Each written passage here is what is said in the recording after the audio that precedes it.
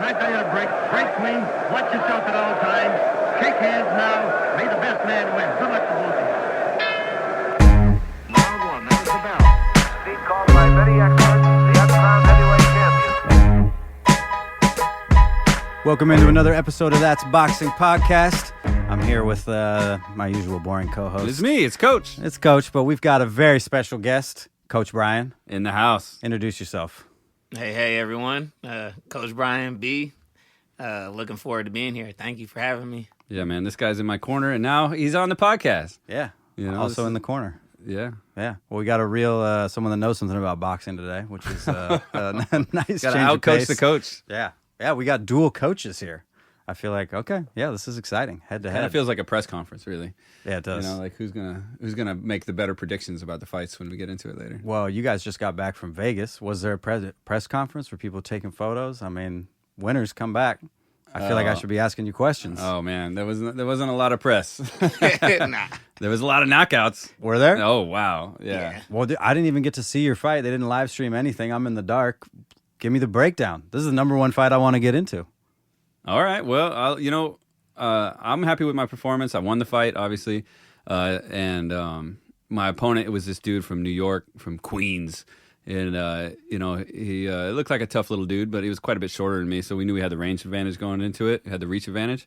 My whole goal with this fight, though, was to box. My last fight, I felt like I was brawling too much, and I kind of wasn't really in control of my breathing, and I was just trying to go for the KO. And like you said, hilariously, whatever, I wasn't doing what I thought I was doing. You know, Right. I was trying to do so much, and it ended up being not much at all.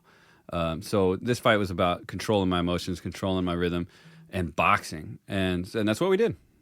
Yeah, just stuck to the jab, stayed on the outside, made him pay. Absolutely, I jabbed the shit out of him. I used a lot of evasive footwork.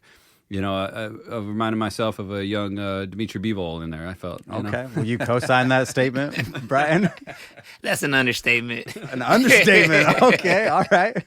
Was that the game plan? Like you saw that, the length advantage, and just went for it? Yeah, absolutely. So, Josh sent me some photos of our op, is what we like to call him, when we, prior to going out there and seeing his size, and then thinking about Josh, and Josh is like what he's good at.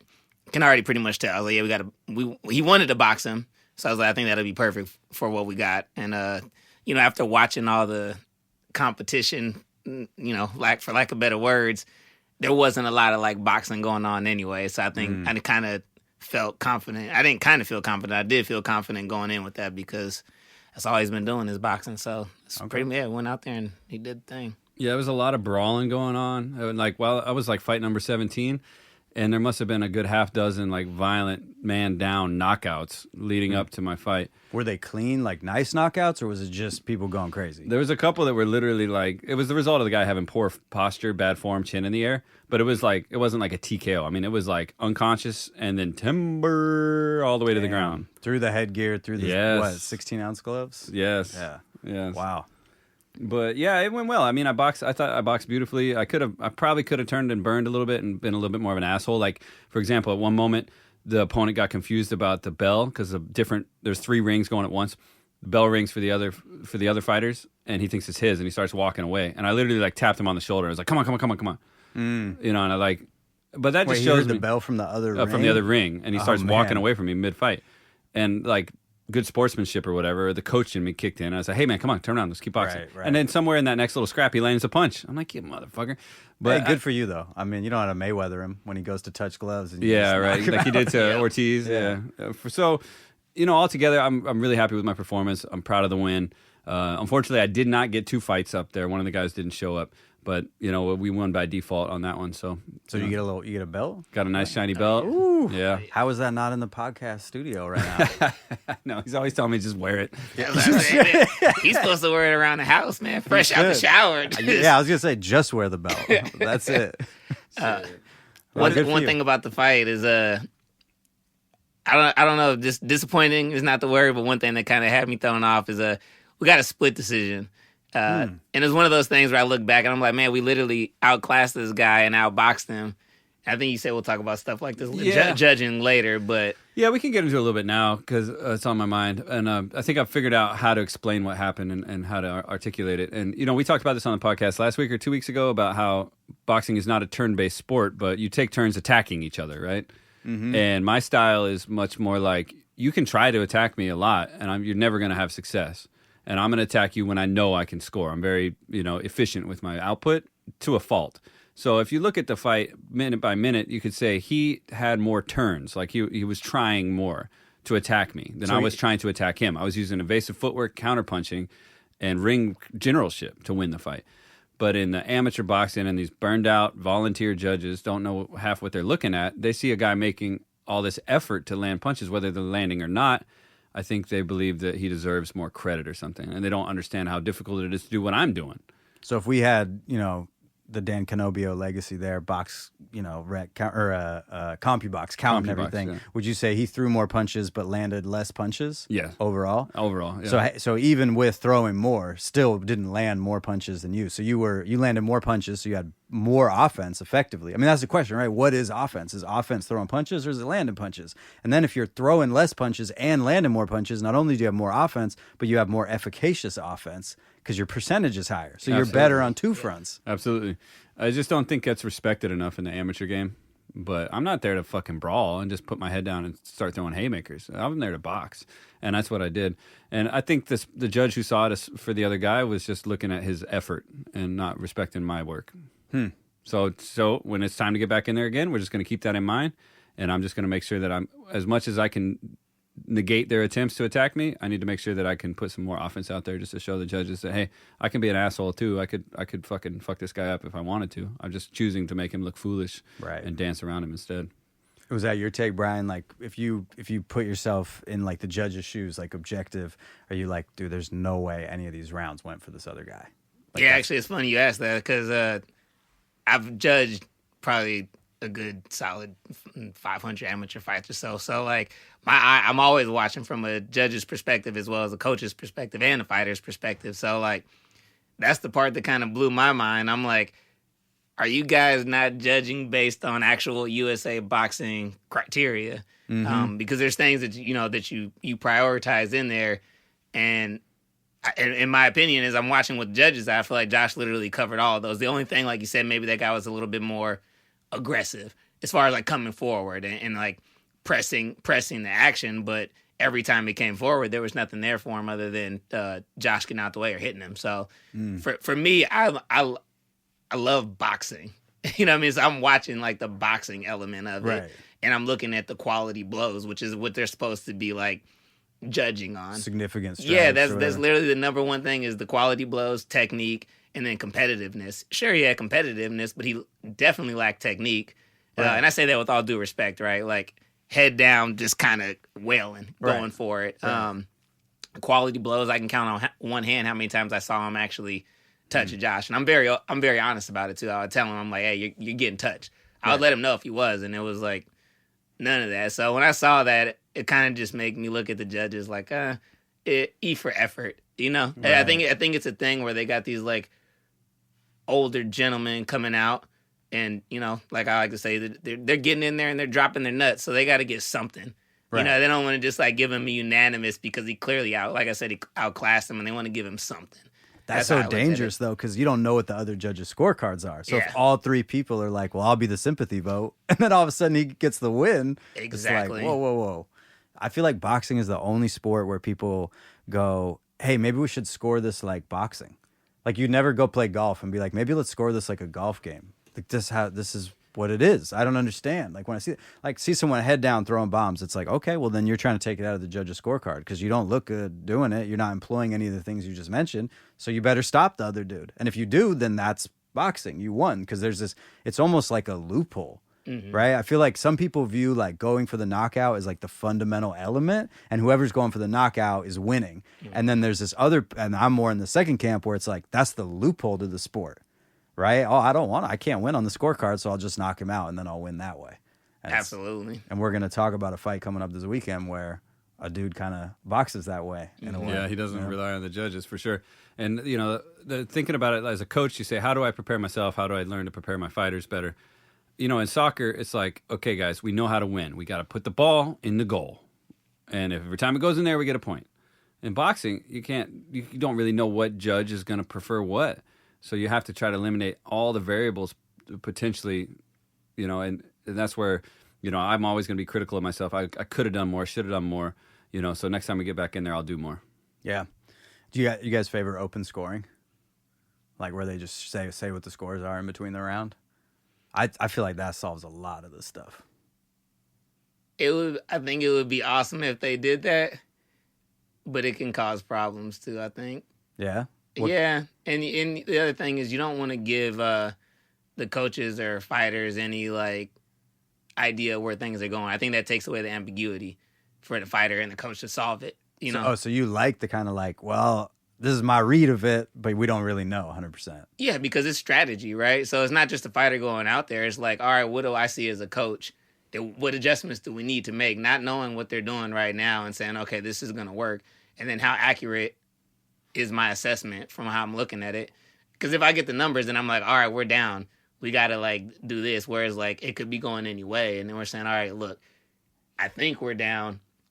You got to perform better. I just think that ambiguity drives a little bit more. I like that portion of it. Yeah, sometimes, and knowing you're up can be detrimental too, because you're like, I'm cruising, and then you get knocked out. Like we saw that happen out there where a guy was beating this fool up so bad, the guy was looking for a way out. He's talking to the ref, he's turning his back, his mouth guard's hanging half out, and then he got a lucky shot and just fucking flatlined this dude with one of the most violent knockouts I've ever been front row for. It was crazy.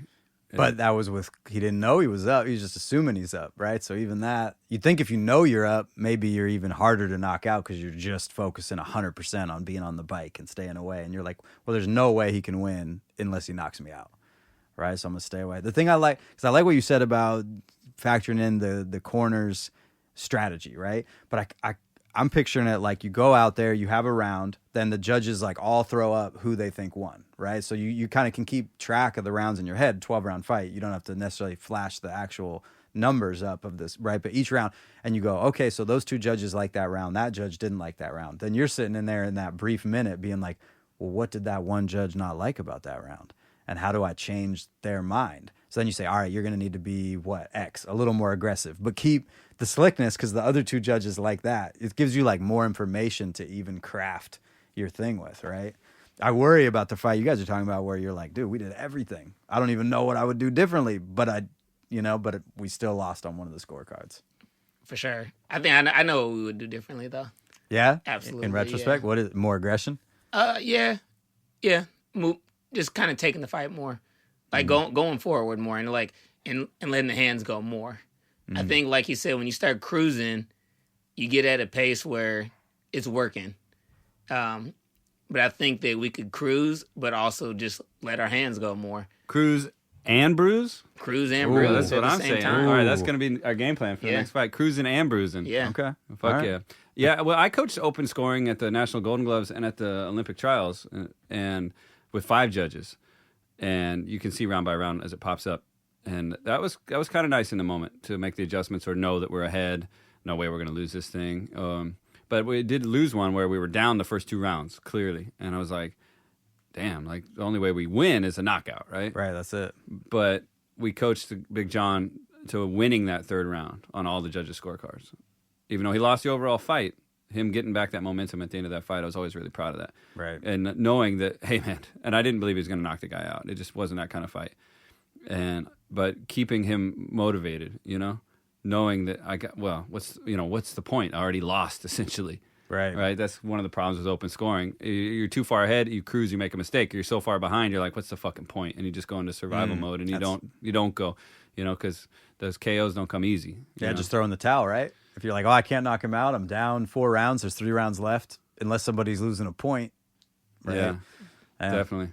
Yeah, that's crazy, man. There's so many levels to it. But, we got down there, we took care of business, and then later that night, we tuned into the DAZN, and we caught up on most of the fights. Well, and you saw that the solution to this problem has already been rolled out by Turkey. We got ChatGPT scoring fights now.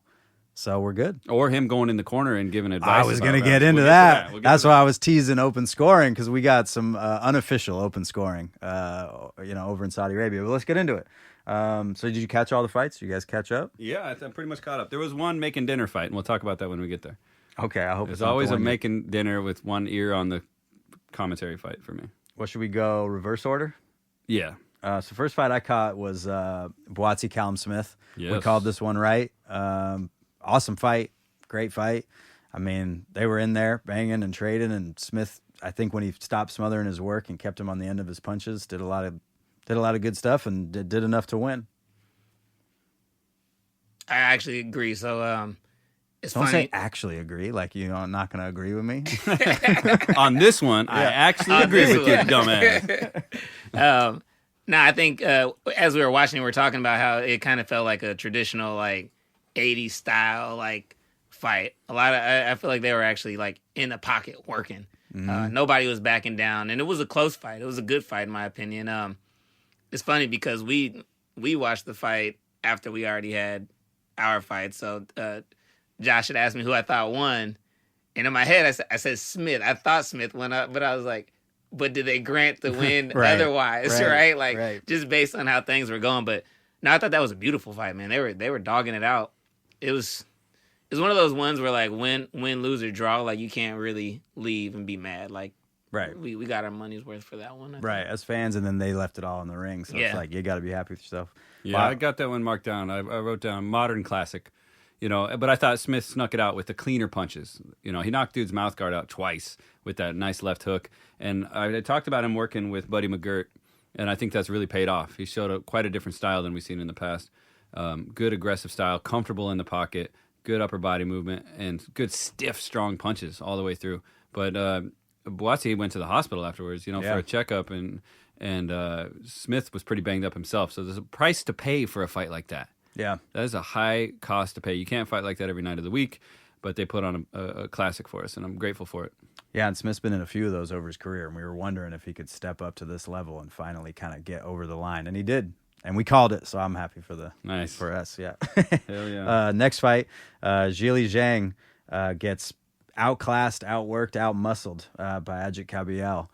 Crazy fight. Crazy to see the big man go down, and eventually just didn't have enough something in the tank in order to get back up and keep going. Dude, it shows you body punching is a numbers game. How many body punches did Ajit throw?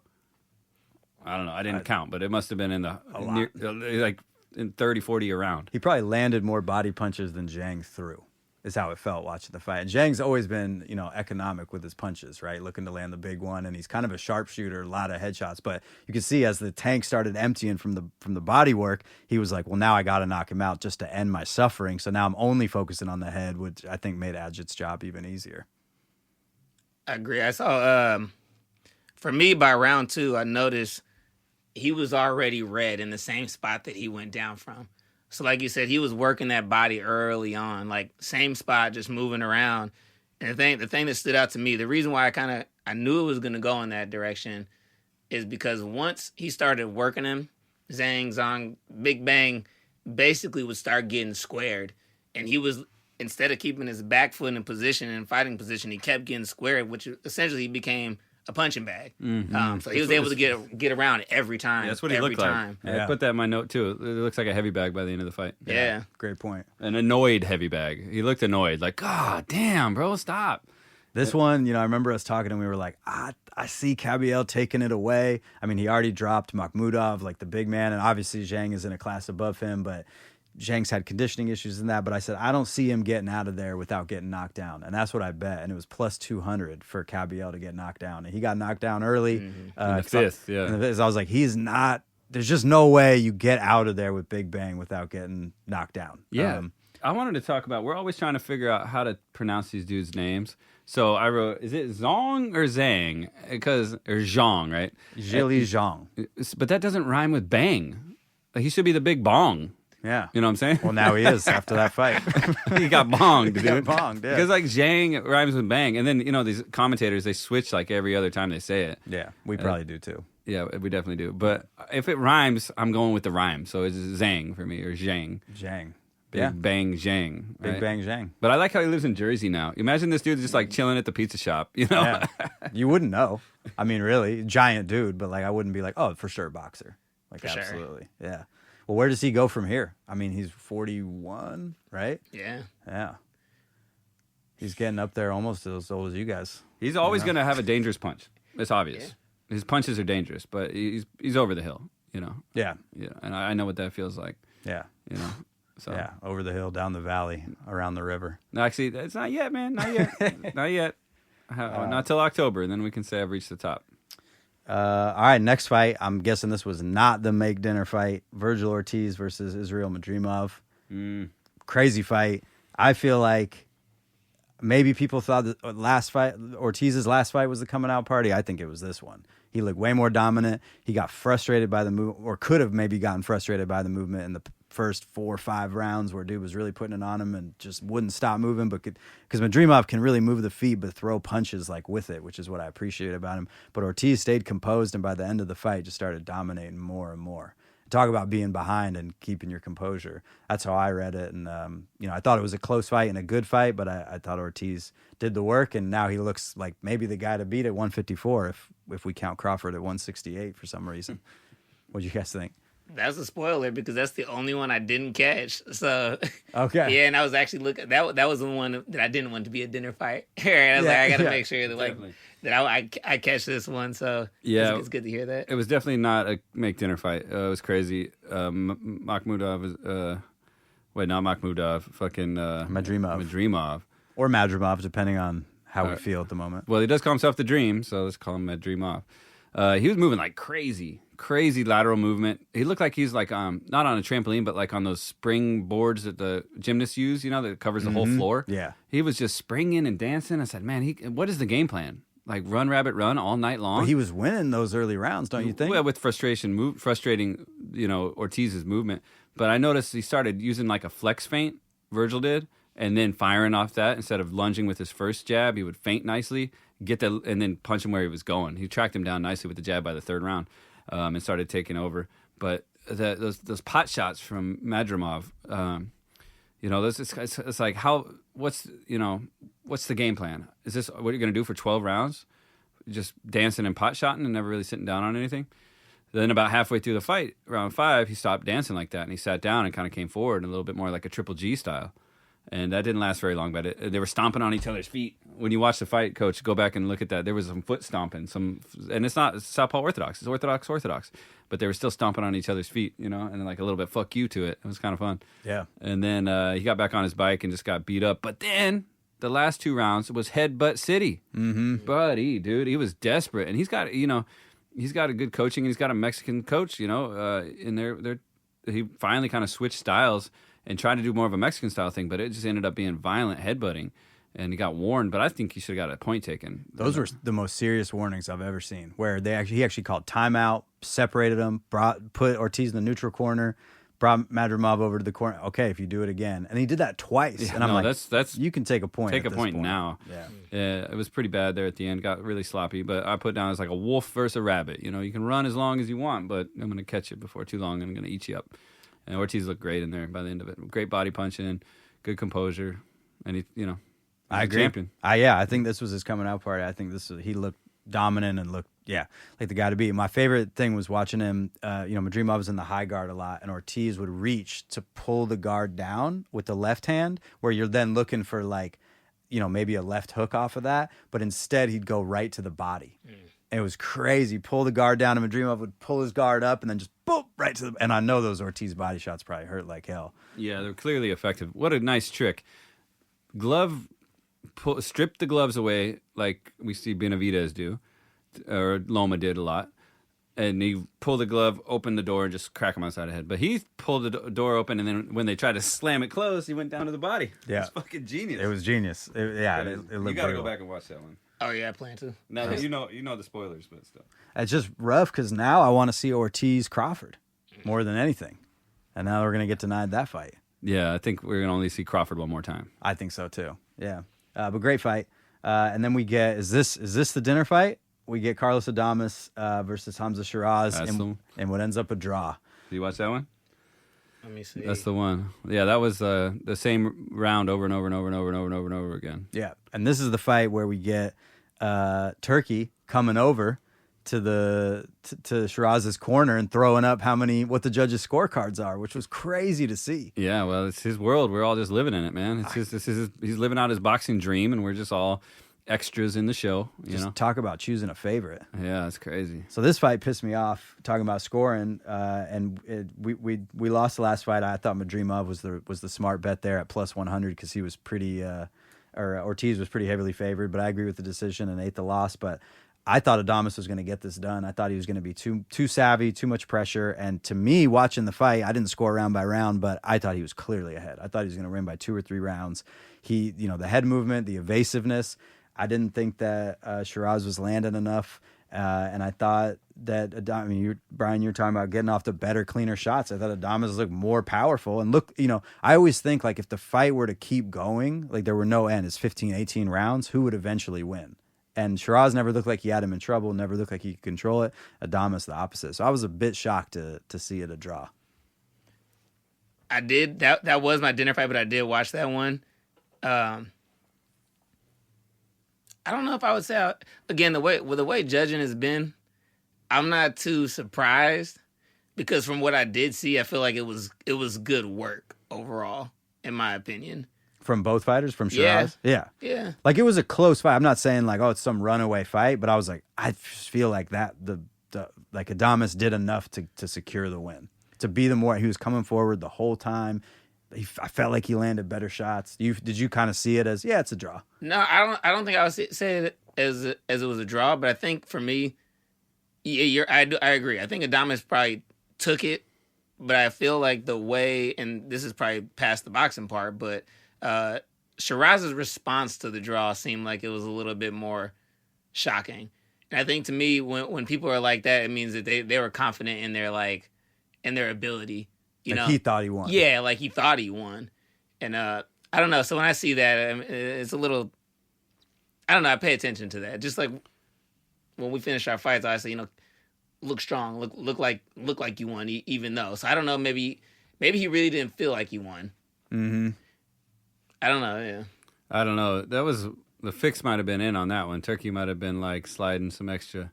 That's how it felt. Because it was, it was basically Adames's turn all night. He was attacking all night, and that's how you lose off the back foot. He didn't do quite enough to secure that back foot victory, and he didn't really bring it back at any time. Now you can say Adames didn't make enough adjustments to cut the ring off, because he was kind of chasing a lot, but that's after, like I said, after 12, 13, 14, 15, 16, if they kept going. If you took the ropes away, he would have chased him halfway back to fucking America, He was not wanting to be anywhere near that dude. With Hamza Shiraz, with a 7-inch reach advantage or something he had in there? So here's another question about scoring. Do you take any information that's not given to you in the fight into consideration? And what I mean by that is both of these were pressure fighters, and maybe one a little more than the other, but these are both dudes who are stopping everybody, right? And going into the fight, it's like, okay, who's going to fight whose fight? Like you can't have two people come forward forever, because then you run into each other. So are they going to stand in the pocket the whole time? And for sure, Adames fought his fight, and Shiraz fought a different fight from jump, right? He was like, I got to be on the back foot. So as a judge, do you look at that and go, oh shit, this one guy is changing the other guy's style? Or is that not fair because maybe Shiraz is allowed to switch up his whole game plan and persona and become a back foot fighter all of a sudden? I think it varies. I think it really, one is one of those like styles makes fights things. So wait, you were saying Shiraz was fighting going back or off the back foot? Yeah. Okay. I thought I saw some of that the other way around. You feel like Adames was off the back foot? I think he was maybe not off the back foot, but he was I feel like he was boxing a little bit better. I mean, he's got his head movement going and stuff, but he was definitely, it was like a little inverse magnet, repelling magnets, where dude was just moving forward, right? And Shiraz is like scooting around the ring and avoiding them. And I feel like he's usually the guy that comes forward and just snipes people and takes them out. Well, he came out on social media and showed a hand injury, and his left hand, maybe, I don't know, one of his hands was all swollen. And it could have been why he wasn't committing to his punches as much in the round, and he just had to do what he had to do to get through it. Yeah. We never know sometimes what's going on, Well, I in hope the they, locker room. Do you want to see that one run back, or is it just too much of a snoozer and you just think styles make fights, you get the same fight again? I think it was probably a little too much for Shiraz right now. Anyways, I mean, Carlos Adames is no Ammo Williams, like he's definitely another level up. And they've been moving this guy Hamza like he's the next coming, and he kind of ran into a roadblock there. So maybe they'll part ways for a while and give him some more work to build up. And then I think nobody wants to fight a guy like Carlos Adames. He's a fucking nightmare. You know? And Hamza did everything he had to do to get through that fight. And I think the draw really, kind of is fair, I think, because, it's just, as I was making dinner, so I wasn't even watching that close. It's not fair to my DraftKings, but all right. Speaking of hand injuries, we get into Shakur Stevenson, Josh Padley, the former electrician. I saw that he's retired now. Man, everybody's got a job. I don't know if Shakur's got a job. He's got That's true. That's he's true. got a boxing not everybody job. has a job. Yeah, That's true. mostly people I on bet this. Shakur, you think he's ever had to have a job? He came out the Olympics, signed a contract. True. When he was, he's probably never had to have a job. Yeah, I can't picture Shakur like scooping ice cream or something. I just don't see it. I'm the greatest. Just like every scoop.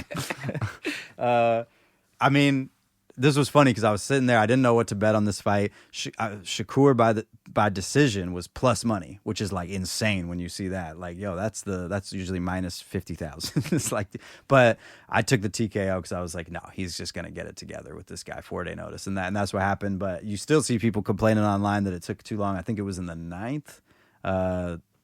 What was your read of the fight? Did Shakur do what he was supposed to do? Is there any way for this guy to get credit? What do you think? I think he's always going to struggle at this point. Even as we're talking, like, I actually forgot I watched that fight. And I watched that fight closely, right? Mm-hmm. And there's a lot of things I did like about it. But I think it's just stylistically, like, I think he's a boxer's boxer. Like, if everyone's throwing the term casual around now, like, if you're a casual, it's not going to work for you. But if you, like, appreciate and respect the science, you can watch it and appreciate his fighting. I think he looked sharp. He was sharp shooting. His body work was there. He was placing his shots. He was doing what Shakur does best. And I don't think it's for, like, the casual fans, which is, like, it's a little sad, because I think it's just going to go under the rug, that performance. And in order for him to actually get the respect, he's going to just have to get the actual fight. I think the Schofield fight would have been a good one for him. Even though he had a good opponent, I think his opponent was game in this fight. He had answers for him as much as he could. So I don't know. For me, it's one of those things. I think he put on a great performance boxing wise, as far as like getting people to actually like hit the snooze button, not hit the snooze button, and wake up and start watching him. I think he's going to need more than that. I think it did take him a little bit long. I was expecting him maybe by 6 or 7, but then also being realistic and saying this is Shakur, like he's gonna take his time. That's just his style. So the story was, I remember we watched it in the hotel room on Saturday night. We watched. That's See, I forgot we watched it. And now it was on a computer, so we didn't have like a big screen, and it kind of makes you not as engaged with it as you would on a larger screen. But still, we're watching. I remember more of the notable moments was like, wow, look at Hadley go. He's in there. He's coming back. He's making a fight of this. That was the kind of the story, because the win was a foregone conclusion. Mm-hmm. Shakur was supposed to win, and a knockout is this extra icing on the cake. But the effort by this kid Padley on the short notice was fantastic. I thought he made a really good showing of himself. But Shakur, like we say, one of my first coaches told me, real simple keys to success in boxing. You got to have heart, which you got to have it. You can't find it. You can't buy it. You can't pay somebody to train you to have heart. You gotta have skill, though. You gotta have somebody train you to have skill, and you gotta have conditioning, right? And those three things are like they hold each other up like a pyramid. And that kid had 2 or 3. He had heart, conditioning, but the skill factor just wasn't there, and he wasn't able to stay at that level. He was getting hit with some clean shots all night. Showed his grit and toughness and conditioning, because it takes a lot out of you to take those punches. But the body punches added up, and Shakur started really sitting down and grunting into those shots, and he was so confident. His confidence was just electric. And, I know you like him more than me as the years go by. I'm starting to like him just as much as you. Got to respect the kid and his skill, and the way he fights and the way he boxes is really clean. Very, very clean. Not a lot of wasted movement. He's a range master. The jab and that front foot are always in position.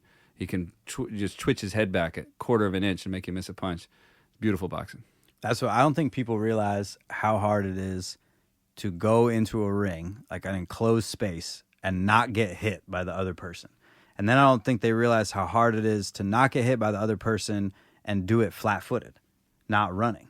Because Shakur never runs. He's moving a tiny bit, and he's always in position to work off of his defense. So it's like, yeah, it's hit and don't get hit. I mean, everybody knows the expression, but no one seems to like really appreciate it that much. And you look at that defense, like Padley would just run at him and throw all these punches, and they'd all hit air, and Shakur would turn and then just work right off that and throw four punch combinations straight to the head. It's like, holy shit. But also, you saw him grimacing in there with his hand, hurt his hand early mid-fight, and he came out after the fight and said, yeah, I would have stopped him earlier, but I had to cruise a couple rounds and take it off with my hand. And I'm like, man, that's not good. Like, you're only fighting once a year, you know? He's got little flapjack hands, as you would say, Coach. Yeah, flapjacks, man. Yeah. I don't know, man. He needs a marquee fight, like you were saying, Coach. He needs a name to get respect out there, you know? Like, he needs one of these giant, you know, when it was Tank versus Garcia kind of thing. That's like makes all the casuals finally show up and respect you. I think Tank's like really the only name. I mean, I agree Schofield would have been way better, obviously, than Josh Padley. But, you know, you see someone like Devin Haney, who I guess he beats Loma, but I don't even know if he got enough credit from that. I mean, also was a close fight. A lot and of that's people like beating up like the kind of like don't say hero. Grandpa. Oh, your hero, yeah. So you know, like like Ali when he lost at the end of his career. Everybody's like, yeah, we don't want to even watch that. Right. You know, it's too cool. It's our hero. But at 135, I just feel like it's tank or bust for Shakur, because he's not gonna fight Keyshawn, right? So it's like he's got to go in there with Tank, and Tank just misses for 12 rounds and just loses a decision, and you're like, shit, okay, he really can just neutralize anybody. Well, Tank's got to get through Roach. Well, let's get to that, but first let's finish out this card. Martin Bakole, the big man's big man, gets off the plane, jet lagged, gets in the ring with Joseph Parker, and the big man goes down, and that's it. Third round? Was it third round? Early. I want to say it was second. Was it second or third? It was early in the fight. Timber goes down off of a right hand, clips him just a little bit on the head, and he goes down. Crazy fight. I thought that one was interesting because when he got clipped, I think that's what people saw, especially because, like you said, he felt Timber, right? But if you look about 10 seconds before that, he caught a nice short, I think it was a hook on the inside, and he kind of shook his head and did the whole, like, I didn't get hurt. Yeah. But I think that's what really shook him up first. He caught a nice, clean, short shot, and then a couple seconds after that, that's when he got that one off the top of his head. So I think that first shot is what really threw him off. He kept his game face on. But when I rewatched that fight, I saw that and I was like, oh, I don't think anybody actually gave Parker any credit for that shot that was in there because it was so short and so quick. But Bakole definitely felt it. Right. And so you think he was messed up? Because I remember he took that shot, he looked at him, shook his head, and then he takes 3 steps forward, and then that's when Parker steps back and hits him with the right. So you think he was messed up to begin with? I think there was a semi-delayed reaction in there. I think he was stunned and was able to keep his game face on, but that second one off the top probably just shook him because he almost looked like when he went down, he almost looked like he didn't even know he got hit. True. He took a second and then, and then went down. That's crazy. 317 pounds, Timber, dude. Yeah, I got hit once on top of the head up there just doing drills one time, and I ducked my head, and the guy threw an overhand, and it hit me up on above my hairline. And I got, boom, an instant headache. And it wasn't even like a super hard shot. There's just nothing up there. You know, bang, and there's a whoom, and I just felt like instant, like massive headache. I was like, fuck that.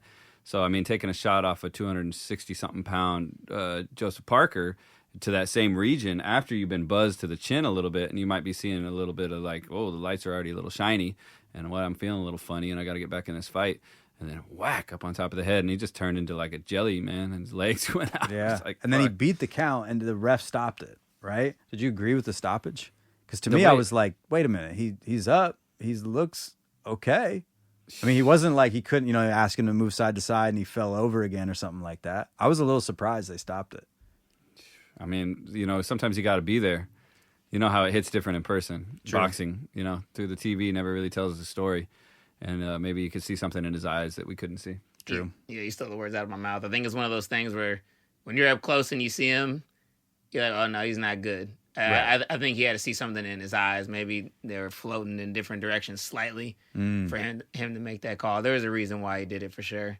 Yeah, he felt the earthquake. when Yeah, he and it hit. could have been it could have potentially been dangerous. I will say that I feel like from that first round though, Parker came to box. If you see, he came in with his hands up on his feet, ready to box, and I feel like Bacoli was kind of hands low, just thinking he was going to cruise and chill, and he had his face exposed a lot. I saw that coming.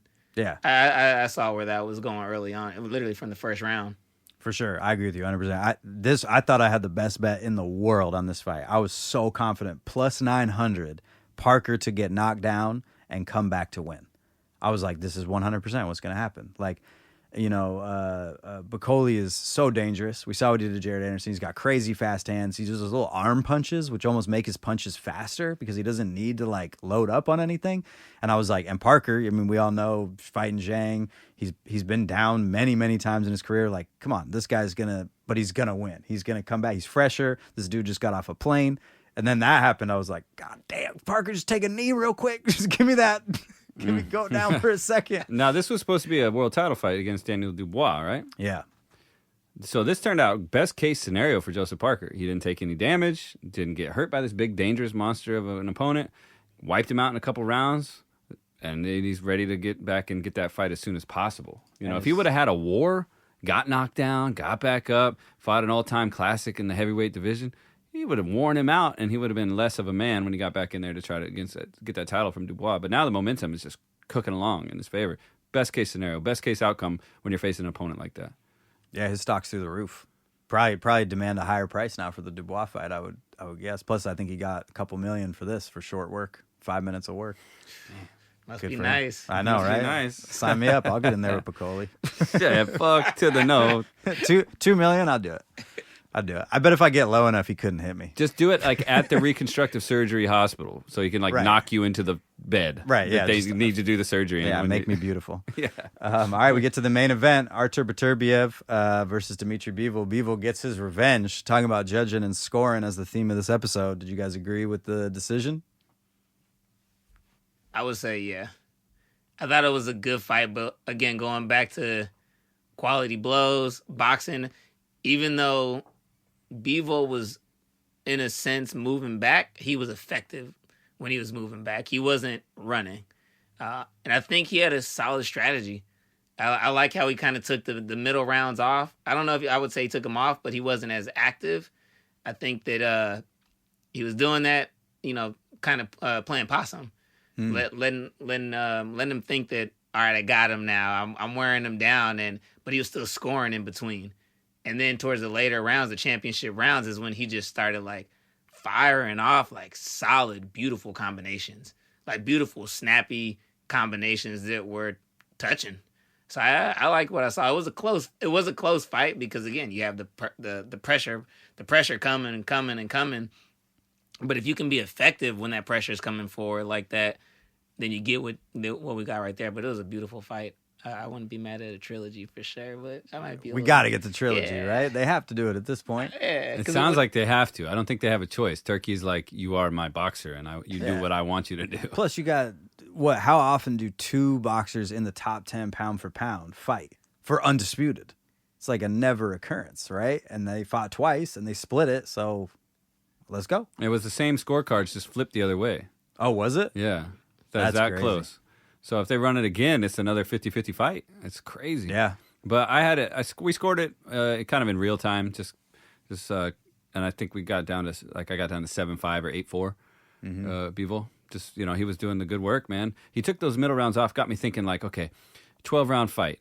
I'm gonna have like 3 phases to this fight, like right, and I got to make sure my best phase is at the end. Because last time he fought him, his worst phase was at the end. So he's like, wherever my worst work is going to be, it's got to be in the middle. Start good, kind of get battered around, and reduce your output of your offense in the middle, which looked a lot like the end of the last fight. and then roar back to life in the later rounds as he did. But And do you I- think that matters that much? I mean, here's why I say it. Like, because we all talk about the championship rounds, and they're for sure a thing, but they're not worth more points than the other rounds. Like, if you're down 3 rounds going into the last 2 rounds, and there's no knockdown, no point deduction, it doesn't matter if you have the best championship rounds of all time. Yeah, I guess the term comes from a non-title fight is 10 rounds, and so you got to have the stamina to continue 2 more rounds. But we all, because I do the same thing. I'm like, man, you got to like come on at the end and make sure you've saved enough of yourself to put it on them. And, you know, maybe it's a strategy to catch the opponent like more off guard, or they think they're going to win those rounds or something like that. But in terms of the scoring, right, he didn't need those rounds any more than he needed any of the other rounds. He put together enough rounds total. Yeah, I just think if you're going to know you're going to lose some rounds, you know you're not going to sweep this guy, then lose him in the middle of the fight. So you start strong and finish strong, just like strategically, you know? Okay. Like if you were in a war and you had to lose a couple years of that war to your enemies invading your cities and shit, you don't want to lose the beginning and the end, just a little bit in the middle. Yeah. Boxing's just weird because they capture each round's a snapshot. You know what I mean? But maybe the momentum of, you know, you start putting it on in 7, 8 or 8, 9, and then it carries you through to 10, 11, 12, something like that with the judges. But I agree. I mean, I thought it was a pretty dominant performance. I thought it was impressive how he really changed his style. He didn't come out with the pendulum. He was like, okay, I need to throw more. Like, it'd be one thing for me as a armchair boxing commentator to be like, oh, I was in there with Beterbiev, like not 100% KO, right? And I didn't throw enough punches, so next time I'll throw more punches. And it's like, yeah, obviously. But then you get in there and you're like, I don't want to fucking stop moving. And he did. He just worked more. And I thought it was going to lead to him potentially getting stopped, right? More flat-footed, more aggression, more chance for Beterbiev to land his shit. And he didn't. He was tough and outworked him. Yeah, he was slick. I liked what I saw. Everything, and actually, everything y'all just said is valid, right? As far as like the strategy part with the 12-rounder and with the championship rounds. When I hear that, I think of like perception, though. That's the thing. Like how people see that. Like when you close something out, like it's important to start strong, and it's always important to finish right. I think that's with it. I look at that with anything in life. It's like, man, you can even start poor, but if you close out strong, that's all that really matters. And I feel like I wouldn't say that always, but like the judges in the crowd is looking at that. Like, how do you close the show? And I feel like it worked. I think. I mean, obviously, it worked on the cards. You know, I think. Yeah. And as much as you want to say it's all these different snapshots, these judges aren't getting cycled out every round. They have bias built in from the previous rounds. Yeah. And they're gonna say, "Oh wow, look at him go," or But in "Oh that- wow, look at him make this great comeback," or whatever story they want to tell themselves in their head based on what's happened before. That's why it's so important to start strong, because your initial impression is, "Wow, I'm ready to go, and I'm not afraid of this motherfucker." Right. And your final impression is like, "I'm still ready to go, and I'm fucking this dude up." But if momentum and perception in the judges is what's important, then the last couple rounds would be the least valuable, because you just want to carry it because there's no rounds after them. So there's no momentum to carry forward. Like, I agree with what you said, Brian. Like, how many times has there been a fight where a dude clearly does win enough rounds? It's a close fight, but they win enough rounds. But the other guy finishes strong. And then the crowd is like, what the fuck? Like that, because they have recency bias. They literally just remember the last 2 rounds, especially if they're like super dominant, right? Maybe they even, drop him in one of the rounds. But you're like, yeah, but he's up by 5 rounds, so it's not enough. So it does matter in the perception of the fight, 100%. But what I'm saying is you go into the 10th round, you're down 3-4 rounds on all the scorecards. Now, nobody knows that, but in hindsight, we do. We can look at the scorecards. It's like, it doesn't matter if you finish anyway, right? Like, it just is what it is, a snapshot, because all the rounds are frozen. Now, if they could go back and re-change the scores of the rounds they did previously, the championship or the last couple rounds would matter more, but they can't. I think that was a close fight, though. I think like if you're pitching a shutout and your performance is just clear on those rounds that you win, I think that makes a difference. But when the fight is that close, that's how I always interpret the championship rounds. It's like, all right, who wants it? You got to take it. You can't really leave it up to the judges in that sense. You have to actually take the win, and I feel like that's where you kind of build that last minute momentum in those championship rounds. Is like, all right, how do you finish and make sure there's no questions on the table? Though that, again, that fight was super close though. I feel like every round was significantly close enough to say, okay, it could have went either way. And another thing that we talked about while we were watching that fight that I want to bring up real quick is as a judge, and we talked about this after the fight. As a judge, one of the rules is when the fight is extremely close and you're struggling to decide who to give it to, ask yourself, who would you rather be at the end of that fight? And we struggled to answer. I struggled to answer that when we watched the fight. I was like, man, if I was judging right now and you're on time with me, like I got to get this card over right now. Would I be Bivol, or like what would I want to do? And I think in that sense, I would have went with Bivol, and I think that's how, like, if you put that lens on, you look at fights like that and say, who would I rather be at the end? If it's a close fight, it makes things a little. Yeah, and there's always going to be, like we experienced with the other boxer we train and coached down in Vegas, who won one fight and then lost another. On the scorecard, there's the story of the fight and there's the scoring of the fight, right? Mm-hmm. And in that instance, you can have a great story, but have bad scoring, Right. And sometimes we say don't let take it out of the judge's hands. Well, we have to take the whole experience out of the judge's hands. Juan lost his fight, but he didn't get beat. He was not a beaten man. He lost the first round. Whatever. He won the second two and tore the guy to shreds and left him like draped over the ropes like dirty laundry. Okay. They had to pull him off of him 2 times for like oh my God. Like usually you get a standing 8 count in amateur boxing when you land one clean blow. Whack.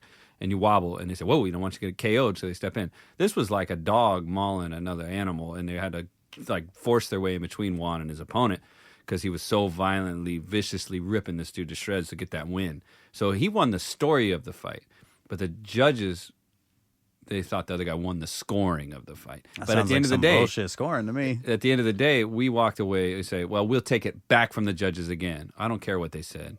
You know what I'm saying? Right. And anybody who's boxed for a long time is going to have a well-rounded experience with a wealth of experience, where there will be an easy fight, a hard fight, a bullshit decision, And we kind of ran into that. But you got to hold your head up and keep moving forward. Obviously, I think in this instance, we're going to see the trilogy. The value is there. Do you see that thing I sent you with Eddie Hearn? So excited when they read the scorecards. Yeah. Because he's finally got a win with Turkey. Yeah, and now he's gonna get that. He's gonna get another check. Yeah, you're gonna run it back. And make another multi-million-dollar showdown. Yeah, I guess he got 2 wins because he's got Shakur now as well, right? His matchroom fighter. Wow. Yeah. Okay. So he might actually. We got to do another 5x5. He might actually be all right. Well, I hope they run it back. Speaking of running it back, Zepeda and Farmer rematch. Got made for March 29th. I was a little worried that they were going to let Zepeda just run through because I thought Farmer took that fight, and I think he can get it back with maybe a few little tweaks, like we said, to do something flashier for the judges and maybe work a little bit more. But I think that guy's gotten the bad end of a couple cards, the past couple fights. Yeah, he's a vintage fighter, throwback fighter. He's always surprised me. He surprised me on that one, and I had written him off, and definitely not going to make that mistake again. Yeah, I'd love to see him get his hand raised after that one. I thought he had that one, to be honest. Yeah, most people did. Yeah. I mean, it was close, but I was like, it's one of those ones where you're like, it's close, but he won. His punches were cleaner. His timing was better. And Zepeda's like a swarm of bees. He's like a fucking sniper rifle. He also did everything in that fight. He was like, okay, look, I'm going to keep you at the end of the jab. Look how I'm beating you here. Okay, we're in the pocket, shoulder to shoulder. Now I beat you here. I'm like, what's this guy got to do? But great fight. Looking forward to that one. Good. I'm glad they made that. When's that one happening? March 29th. Oh, nice. We got that soon then. Yeah. Good fights coming up. Yeah. Yeah, getting into the year. Any other breaking news right now? Nothing crazy. Everybody's just looking forward to Tank, huh? Yeah. Well, should we get into that It's hard card? to break news on the big fight weekend. Yeah, let's run through that. Just a couple of them. Let's see. What do we got here? It's somebody's birthday today. There's like a whole party going on. This guy, this guy waits till an hour into the podcast to sing me happy birthday. yeah, happy birthday, does. Yeah, that's right. Well, because we know that the loyal listeners, they stick around and they wait till the juicy tidbits come in a little later. Yep. So we're celebrating. Was it? How old are you now? Big 2-4. Yeah, right. Yep. 2-4 by 2. 24. I've been 24 for 14 years now. Yeah. Your hair looks great. Thank you. That's all that Looks matters. lush and lovely. really. Yeah, that's all I have in this world. This podcast and this coiffed. Oh man. Glorious hairline. Thank you. This is the best birthday present I could have ever asked for. Just gonna lather you up with compliments because that's all I can afford. Let's get into this fight. I started my notes with Puello and Sandor Martin, but were you guys talking about the first fight on the card? Tellers versus No, Williams? we're not gonna go all the way through this whole Okay, card. all It's right, too well. much, and we have way too much already invested into the review. So let's start with the top and work our way down and see how far we Okay. can make it. Oh, we're going that way. All right. Yeah. That's what the people want to hear. All right, This is not Gervonta the- Tank Davis. He's Oh, who's back in that? the ring. Who's that? I never He's heard of him. Back in the ring.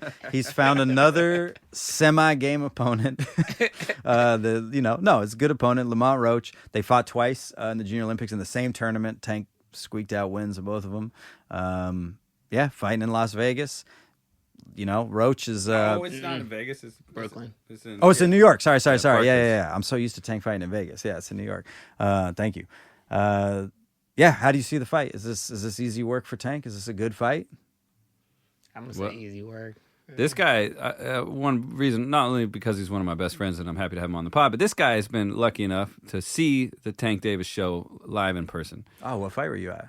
Leo Santa Cruz. Okay. An epic knockout, man. Yeah, That's yeah. crazy. Did he knock him out with the rear Rear uppercut? uppercut. Yeah. That's a Yep. crazy one. Yeah. Yep. Now, what was the fight like leading up to the uppercut? Because we've all seen that clip. It's ingrained in the brains of all boxing fans. It was one of the cleanest, most violent KOs we've ever seen. But how did he get there? What was the energy like building up to that? So if you ever go back and watch that fight, you'll see he was looking for that shot quite a bit. There's a couple times when watching it live, I was like, oh, like he was close. But then being there, obviously, you get the roaring. So it was in Texas, huge Mexican fan base. So everybody was kind of going against Tank, and that was before he was the Tank. I feel like that fight kind of took him to the next level. And seeing that happen, Santa Cruz was letting his hands go.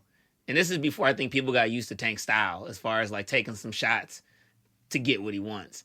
So it looked like the momentum was going in Santa Cruz's direction and everybody was just cheering him on, going crazy, and then just out of nowhere, boom. Just like that. And I think it was one of those things where like, man, seeing his skill, again, going back to the boxer's boxer, the person who appreciates the science when it comes to like timing, placement, type of punch you throw, like he knew exactly what he was doing because he was looking for it. He knew it was there. He was a little off a couple times, and the busyness of Santa Cruz kind of kept him from getting it. But watching it in person, I saw that coming. I didn't know it was gonna be that bad, but I knew he was gonna hit him with one of those. Right. So, but man, the way he folded him like a lawn chair. That shit was crazy. But yeah, it was a crazy experience seeing that, man. And I think I don't know if he'll do that to Roach. I think Roach has a little bit more behind him, even just when I look at his like body frame. Santa Cruz is really, thin. Nothing against that, but I mean, as far as like I always size a fighter up like that. I look at their calves, their quads, and like see how much base they got. As far as like how they take a punch. And I think Coach, you are not doing well over there. What are you talking Oh about? my God, those little sticks are not taking you. What are these motherfuckers talking about? I'll take back that birthday wish. I'll take that birthday No, wish listen, back. you're a svelte man. You have slender calves. There's nothing to be ashamed of. I'm a slender, fit fella. I know you are. Okay, show me I know you are. Show me a guy who's 6'1", fighting 165 with big calves. I don't know if I can. It's impossible. Yeah, I'm with you. yeah, I got fair enough. totally proportional and totally normal sized legs. I ain't got no Deontay Wilder toothpicks. Come on. Hey, that's one of my favorite boxers. That's actually who I was thinking in my head when you were just talking because, I mean, a Tank, I think, is a much more skillful boxer than Deontay Wilder. But oftentimes when Deontay was fighting a lot, and he's one of my favorite fighters to watch, people would say he's a bad boxer. And I'd say that's weird because he's got a pretty good record for a bad boxer. Like, if you can knock everybody out and that's what you want to do and you successfully do it, it doesn't really matter how you get it done. Well, that's that loophole. That's he, the he had loophole. the loophole locked in. And Tank, I mean, I think, there's a question. Has Tank won more rounds than he's lost or vice versa? I think he's lost more rounds. Hands down. Hands down. Hands down. But still never lost a fight. But never lost a fight ever. And you never even thought he was in danger of losing a fight. And he's got this crazy knockout percentage and this aura of being this fucking straight up like one punch killer. I mean, this is Tank's box rec right here. So KO. We're going backwards in time. KO, KO, TKO, TKO. Unanimous decision. Well, Isaac Cruz, that was Isaac Cruz. who's with a damaged hand. unknockoutable. Right. Oh, yeah, and he messed up his hand. TKO, KO, TKO, TKO, KO, TKO, KO, TKO, TKO, KO, TKO, KO, TKO, TKO, TKO, KO. Unanimous decision. You sound like you were hitting some fucking like techno beat right there. Yeah, TKO, KO, KO. That's crazy, man. 30 wins, 28 knockouts. I think Lamont Roach is a very skillful fighter who's moving up in weight to fight a dude that knocks everybody out. So he's coming up. You know, that's kind of a knock on this fight for me a little bit. Is he's fighting a world champion, a belt holding champion from a different weight class. And I'm like, well, why aren't you fighting a natural 35er? You know. Yeah.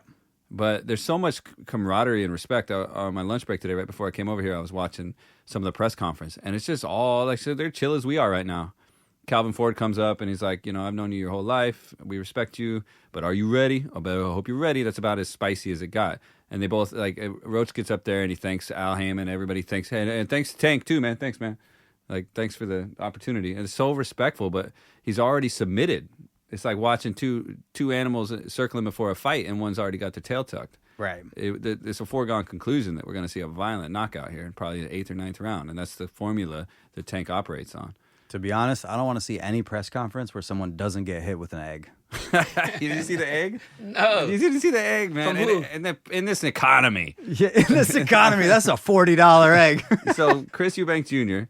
slaps the shit out of Conor Benn with an egg in his hand on the stage in front of everybody. Because you got the significance. Yeah, because of the clusterine or whatever. He blamed on the eggs. Yeah, he tested said, positive. I was eating eggs. and that's Osterine. why. Yeah, yeah. Yeah, that was funny. They're really trying to hype up that fight, which is like, these guys aren't even anywhere near the same size. Their dads have a legacy, you know, but they don't, and it's very manufactured and silly. I hate that fight. That's some British stuff. Doesn't apply to us. You know, we'll be watching Tank. All right, so Tank by stoppage. That's at any cost. Am I just putting my life savings on this? I think your value would be like actual round. Oh, really? You got to. Everybody calls a round on Tank, and I've been seeing everybody saying 7, 8, or 9. I was gonna say 8. I was going for 9. 9? You think? They fought in the amateurs twice. Yeah. I listened to an interview this morning on Dan Raphael's podcast. Shout out to Dan Raphael. He's always in touch with these fighters on another level. He's been in the journalist game since before there was the internet, and he's a well-respected guy, and I always give him a shout-out. But listening to his interview with Roach this morning, Roach is very respectful of the whole event, and he told an honest story about their amateur fights, and he lost them both. He thought he won the second one. The first one was so close that he was able to continue in the tournament because of whatever reason. They were like, well, you know, it didn't disqualify him from the tournament. He said he was able to continue to the nationals where he ran into him again and he lost again. So they know each other in the ring, but that was in 2011 when they were just, you know, young men. So the grown men now, 30 years old, 29 years old, you know, they've both been doing this since they were kids. They grew up in the same gyms. They're, you know, Roach's dad coached Tank on the Golden Gloves team, you know, back in the day. So it's all family in there. But Tank is such a violent and prideful fighter that I think as soon as that bell rings, it's all gone. Yeah, it's all he just gone. needs one moment. Yeah. That's like Wilder. Like you got to be great for 12 rounds. I don't think you have to be great for 1 second. That's, well, Tank is minus 400 for the KO, so you got to put some real money down to get any return, even betting the stoppage. Look at that Roach by decision, man, plus 2,500. Come on now, come on now. So this is always been the problem with this style of boxing. If somebody can take him the distance, they might be able to win on the cards. Just don't get knocked out. Cruz didn't, though. He took him the distance. That's true. That's true. But Yeah. Cruz is... Yeah, that's true. I'll go back and watch that fight and score it and see how... Because maybe since then is when he's really started, like, losing rounds. Because he put together a win there. It wasn't a split decision. It was a UD, too. Yeah, I don't think it was too controversial. He was counterpunching nicely. He just couldn't get the guy out of there. Yeah. But Dude, I got to look at this. I'm just going to put money on, like, 8 and 9. Because it's plus 750 for the stoppage in either one of those. yeah, And that's what I say. You get the round pick, then you can make some money. That's interesting. Yeah. All right. Well, we're unanimous. Tank by stoppage. Then we get Rayo Valenzuela versus Gary Russell. who lost to Puello in a split decision last June, who's fighting right before this. Russell kind of the KO artist, Ryo a bit more of a skilled tactician. Is it we have a boxer-puncher situation going on? I got Ryo on that one, man. You got Ryo. I think he's on fire right now. I think he's still a little underestimated. People are not giving him credit just yet. I think he's got this one. I think his confidence will take him through that one. Size. So I saw his last fight against Pitbull. And I mean, it was a shocker. I thought Pitbull was just going to be too much aggression, this and that. But he took a lot of clean shots. And I don't know about Pitbull's power. If you stack that against Russell, if he's taking clean shots like that, it's going to be a different story, I think. Do you think that plays a factor, or he's even going to be levels above that and keep him off him? Valenzuela showed his vulnerability. He's been stopped before with clean shots early in a fight. If he's going down, he's going down early. But he looks a lot stronger than he used to. His body and stuff, we've seen him around, and he's always flexing and shit. He's looking a lot thicker, a lot stronger. So if he has a good, healthy weight cut and comes back in, I think he's going to have a height advantage, and he's got that range, He's got to keep his beard clean, though. I don't think he should be taking any big shots. I agree with you on that. But it's going to be a close fight. I think this could be like more of a fight of the night kind of thing instead of like the showman of the night, which is obviously going to be Tank. But like an actual competitive fight of the night. This is going to be one of those, like, don't walk away. Don't go make dinner. Dinner's got to be made already. When you Especially because for the ring walk, they're going to play this techno beat, which is Gary Russell's box rec, which goes split decision, KO, TKO, TKO, TKO, KO, TKO, KO, TKO, KO, TKO. It's really hard to scroll while I do that. But this dude has 17 wins and 17 knockouts. I don't know. I'm betting the knockout. I just got to do it. I feel you. I'm going to like Monday morning quarterback this and be like, obviously the boxer was going to win. Always bet the best boxer. But fuck, man, I don't know. I just saw Ryo take so many clean shots in that Pitbull fight. And I feel like Russell could get it done. But it's going to be a great fight. Agreed. For sure. Yeah, I remember when we talked about the Puello fight for Russell, you said he's undefeated and he's knocked out everybody. I was like, every dog has his day, And True. I felt like this was his chance to run into a problem, and I got that one right. But if you look at the scorecards, they're kind of all over the place. We had a 113-114 and a 118-109. I mean, like, it's crazy. That's fucking crazy. Varying scores here. I mean, Puello did kind of give the blueprint there. I mean, it's a split decision loss, but I mean, he showed how to box and get out of there. And I agree. I think Ryo is for sure like underestimated, and he's got the skills. So he's a local guy for us somewhat. So we're always going to be rooting for anybody from the Pacific Northwest. Get out there and get it done. So do you see Ryo by decision if he gets the win? Yeah, decision. If he gets the win. So the Ryo decision is plus 180, and the Russell KO is plus 160. So it's a pretty even matchup. It's a pretty even matchup by their preferred method of victory. I mean, if Ryo could stop him, you're at plus 450. If Russell takes the decision, plus 450. Honestly, Russell by decision is kind of an interesting bet, right? If Ryo's good enough to not get stopped, but Russell pieces together enough rounds. I mean, it was a split decision loss, so one of those cards against Puello, so one of those rounds going the other way, you got a plus 450 bet. You look like a genius. Right. You always look like a genius. That's true. That's factual. Especially on your birthday. And I was going to say, not just because it's my birthday, but also. Yeah, I'm going to be watching that one closely. And then before that, we got Sandor Martin, who is most known for his fight with Teofimo Lopez, and the fact that he might have won that fight. You know? He made Lopez look pretty foolish in there with his footwork, another southpaw. So, what's going to happen here? I don't know. This, the two southpaws in there. It could be an interesting fight because two southpaws sometimes kind of equal out like less footwork because they're used to dominating orthodox boxers. Yeah, but we'll see what they can pull off here. Puello, is the busier fighter, but Martin's got the counter punching, which kind of opens up that opportunity. He beat Mikey Garcia. I went back and looked at the odds of that because I was like, man, he must have been a huge underdog in that fight. He's 14-1 underdog and pulled it off. Yeah. Puello, though, is the Dominican fighting in New York. There's going to be some crowd factor. Puello is heavily favored or decently favored in this fight at minus 130. Neither one of these guys has a big knockout ratio. Sandor's had 42 wins and only 15 by KO, where Puello's got 17. No, that's Gary. 23 wins and only 10 by knockout. So not looking for a KO in here. Looking for a long night in the ring. This might be the make dinner fight. of the three main event. The main event. Yeah, over 10.5 rounds is minus 550. So Yeah, this fight's going the distance. distance. Going the distance for sure. Yeah. I don't know. I favor Puello in this fight. I think he's going to be more. I don't know. His aggressiveness is going to take care of some of that counterpunching stuff, and he's going to overwhelm Martin. Round by round. That's what it seems like to me. What's their record? Both of their records at all? Puello is 23-0 with 10 stoppages, and Martin is 42-3 with 15 KOs. But yeah, he's got a lot of fights for a guy who's only. How old is he? 30. Well, he's 31. Okay, so he's a little older. But most of his first fights were in France. He didn't come over to America till 10 fights ago or something. But what else we got on that card? I think we should do our picks now, okay? So we always do this thing on the pod. We say, what's the most likely whatever, and then we just make our guesses for fun. So Brian, I think you're a special guest, so you're in the hot seat. You right got to now. answer all this. This is all up to you. Okay, All what right. of all these three fights we just talked about? What is the most likely to, or no, of all the fighters we just talked about, who is the most likely to get knocked out? Oh, I mean, come on. I mean, is that even? Yeah, that's Is But that we a got thing? it. We got to answer them Is that because a we do it every thing? week. That's boxing? That's boxing. Yeah. Oh, man.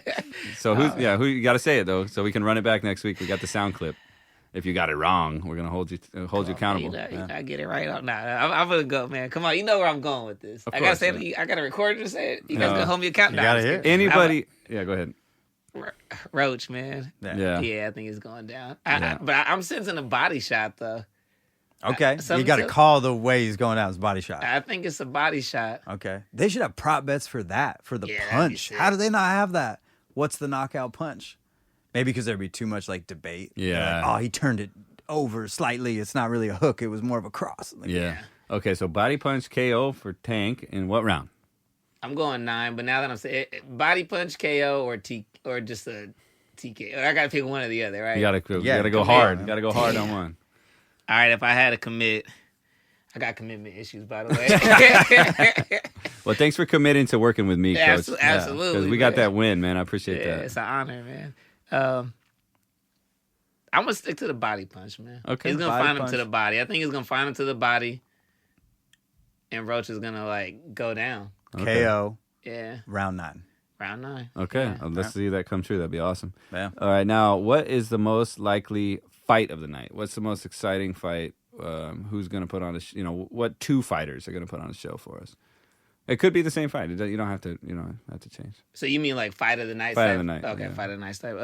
I'm probably gonna go with the Ryo one. I think that one's gonna be a nice little war. I agree. It's a Yeah. good matchup. Well matched. Agreed. And then finally, what is most likely to be an upset? Or no, sorry. What would be the most upsetting upset? What's the least likely thing to happen? And I think you already know what I'm thinking. Of course. What of all the things that could happen? What's Biggest the upset? The What biggest could- upset? Tank to go 12. Not just playing. Tank to get knocked out, of course, man. That'd be crazy. if Tank got slumped in there, the whole world would stop, man. dude. The world would Honestly, stop spinning. That would be obviously the craziest. But if Tank just loses, Yeah. that's how you know you're not fighting maybe the right person, is if just you losing in any capacity is just insane.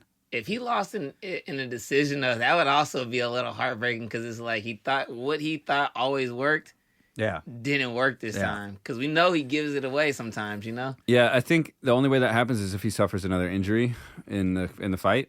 There was some chatter about distractions. I heard a rumor that Calvin Ford was not involved in his training camp anymore because of Leonard Ellerby inserting himself in the camp and all this stuff. And then Calvin Ford was at the press conference, Yeah. looking cool as ever. So I'm like, all right, so that was bullshit. I want to know if he started therapy yet.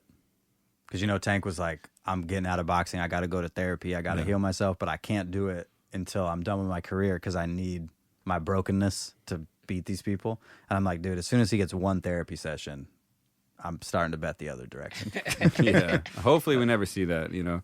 Oh man, I was gonna see him say, go to Tank, if you ever No. hear this, go to therapy. Yeah, what the hell? Hopefully we never see him getting hurt because he went to therapy and Okay, came yeah. back and forgot how to be Yeah, a thank violent you. I boxer. was like, damn. Hey, I've speak to therapists. I've done hypnotherapy. I'm very pro mental health to try awareness. to grow your okay? calves. Is that what it was for? Shots fired, bro. Shot. I couldn't hit him from here. Oh my god! I should have brought the belt. I'd bonk you over the head with that shit right now. Shit, you don't have to just hold it in front of me. Just It'll fucking it'll eat blind me you from with the that. inside out. Man. Like I'll never have a belt. Oh man, we could get you a belt. Well, man, what the fuck were we talking about? You fucking asshole. We were talking about the biggest upset. Yeah, okay, obviously, so Tank would be the biggest Tank upset. losing. This isn't a super card. This little game is a lot more fun when there's a super card. For sure. Like we had last weekend, which I don't recall all our predictions, but we were wrong. We thought Hamza Shiraz and Carlos Adames was going to be the sleeper fight of the night. Didn't really end up being that. I thought. No, we thought it was going to be the fight of the night, and it was the sleeper fight. Yeah, You no, mean- fight of the night, but an unexpected fight of the night. And then Right. the snoozer was going to be. Oh, I think Shakur. Yeah, we thought it would be like a Or sleeper maybe we fight. did. Oh no, yeah, because we knew that Padley was in there. So Yeah, that was our Padley snoozer. would get done badly. I don't remember what our upset was. Yeah. But sometimes we're wrong on these, you know. But it's a lot of fun just to say, "What if?" And that, we see patterns and trends in boxing, and we try to make educated guesses. And this is how we break down fight film: is we watch guys as patterns, and we don't just guess and say, "I hope." But there's always a puncher's chance. There's always something weird that's going to happen. But is there any other cards that night? Or are they taking over There's the another whole world? card. I think that night is Subriel Matias versus Gabriel Valenzuela. Was that down in I don't know. the where Dominican that's at. Republic again? It probably is. I don't think he I leaves. thought that was the last one was in Puerto Rico. Was that where it was? Yeah, because I was out there like a week after. What you doing out there? Come on, man. This guy's hiding money. International, Yeah, you He's know embezzling. that's international commitment issues. Say, don't Yeah. get me started. Yeah. Start popping those peas on here, man. It is. It's in Puerto Rico. Yeah. Freaking in Puerto Rican, man. I'm getting busy. Now, this is the deep part of the podcast where only the true followers make it this far. That's right. Past the 1 hour mark, so we can say whatever the fuck we want now. 76 minutes. Start letting the racial epithets fly. There we go. Yeah. Hey, take it easy. I was about to get started. Oh, man. All right, so we've gone over the fights. We reviewed everything. We talked shit about Vegas. We talked shit about coaches. We talked shit about referees. Oh, speaking of referees, out in Vegas, my referee didn't even have to interact with us one time. I think that was a clear fact that I was boxing real clean. You know, a lot of other fights, the referees are just in there like all over it. Breaking the action or giving all kinds of warnings. Whether they were needed or not. They were telling Juan to keep his head up while he was rolling punches. I told him in the corner, I said, don't listen to that fucking guy. He doesn't know what he's talking about. That's crazy. It's like, yeah, what are you talking about? Yeah, Keep your head critiquing up. your style. Yeah, exactly. I'm slipping punches. Now, if you're putting your head down below his waist and just leaving it there, that's one thing. Pause. All right. Happy birthday to the funniest guy that I've ever known. The fucking funniest dude ever. Try to keep this podcast fresh, man. We need controversy. We need, Yeah, why do I got to be the fucking brunt of all your You jokes? brought me another coach. You pick on this motherfucker for a He's minute. a special guest. I want him to come back. I'll Okay, pick on that's him true. next time. That's right. Next time, it's open Get open roasted. season. Yeah. I'm going to say if you start roasting me next time, though, right? Don't do it. I don't know what you're gonna say. You know what I'm going to say. What's he gonna say? I don't know. I don't know. I'm scared. Is it, I don't is want it to. anti-Semitic? What's gonna happen? I don't know what's gonna happen. 'Cause we Best don't play episode. that. There you go. Best episode, last episode, canceled. This is what we need. We're Yeah, to overtaking show the up other. and ruin everything. Is this actually? Oh wait, did I just get replaced? I don't think. No, this is. I think we need the energy. Dust- This is Dustin Coach. I mean, because with this, we call each other Coach. I'm Oh, Coach that's- and he's yeah. Dust. So he can't Well, call me that's why I Coach did because you're that. also Coach. It's an insurance policy. Yeah. If your plane ever goes down, I can just swap you out with another coach, and then we're good. We rode on the same plane back from Vegas, though. Well, you guys got to stop doing that. I can't afford that kind of liability. Plus, I'm black coach, right? Oh yeah. Oh, So yeah. just say Started, right? Black Coach. Yeah, Black coach, for and then sure. our listeners will totally know that. Yeah, and what- no one will ever be BBC, upset right? with me for I'm that. the BBC. Totally Oh, fine. what's the second B for? All right, let's close up shop, man. I got to go get some lunch. We got to get out of here. Let's right. see how our picks did. We'll be back next week. Until then, I'm Dust, I'm White Coach. Black Coach B.